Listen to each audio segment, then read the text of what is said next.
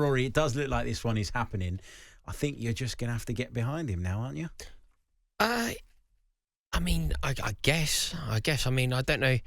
The problem that he's going to have is he, rightly or wrongly, will become the public face of Blueco. Blueco are now almost unilaterally incredibly unpopular. Chelsea's support can be fragmented at times, but one thing that every fan in the ground is now displaying is unilateral, aggressive, partisan support to a protest to get rid of this ownership. So whilst Bowley, Egbarley, Winstanley, Stewart, they're all almost invisible. They kind of operate in the shadows.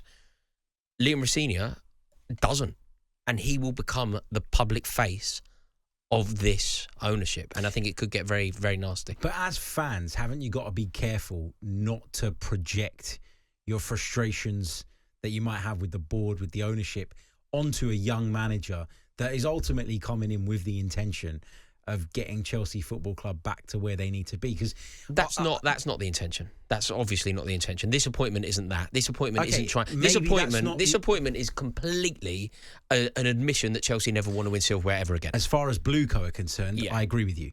But Liam Rosenior is not coming in there going, I don't want to do well. As long as I balance the books for Blueco, it's absolutely fine. No, he's not. Harry, he's a company man. He's a manager that's coming in with an ambition of doing well. Surely you can accept that under the parameters of Blueco.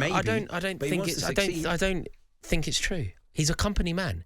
He's got the job primarily, in fact, solely because he has worked via this ownership under this model before. So the model is the point. Succeed. He just wants to please. It depends on your definition of success. Does he want to win the league? Of course, he wants to win the league. Who goes into football management and doesn't want to win the league? It's not about do you want to win the league. It's about realistic expectation.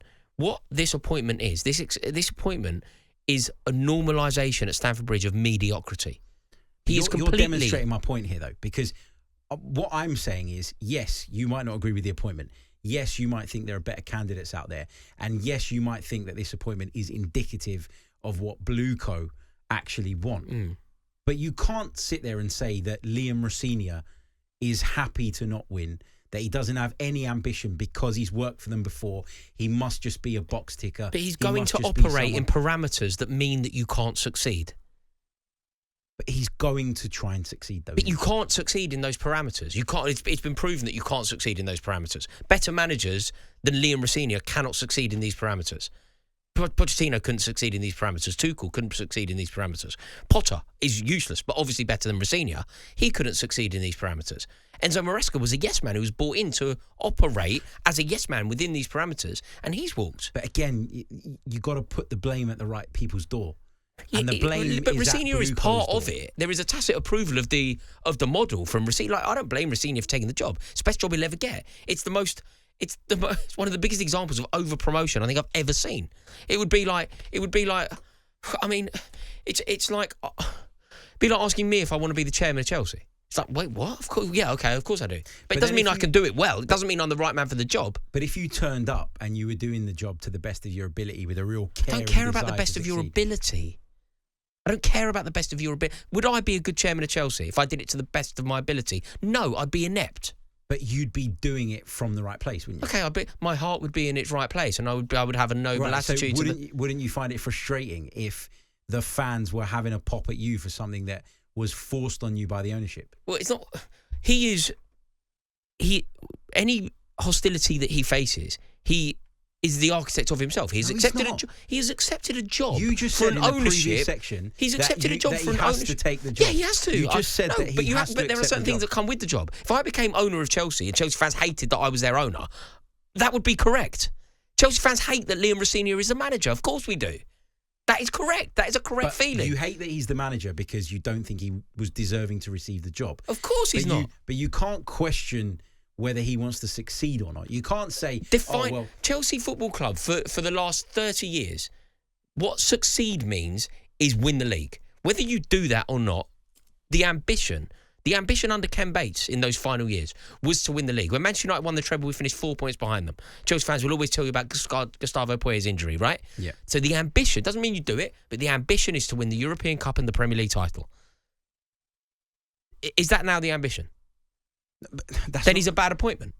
But that's not the point I'm making. The point I'm making is that you've got to a degree, you have to make peace with. No, the so appointment. you're telling Chelsea fans here that we need to redefine our club and our ambition to fit Liam Rosenior. No, I'm telling you that you need to put the blame on Blueco. Okay, not fine, Liam but he is Rosenior. now part of Blueco. But Enzo Maresca was part of Blueco. Maurizio Pochettino. I didn't want Maresca. Was part of Blueco. I didn't want Pochettino. But nobody was as hostile towards them as it seems like so many of you are towards Liam Rosenior before he's even taken the You job. could rationalise Pochettino, couldn't you?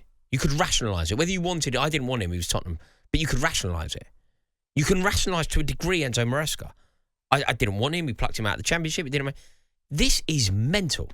This is obviously a normalisation of mediocrity and an admission that Chelsea never ever want to win silverware again.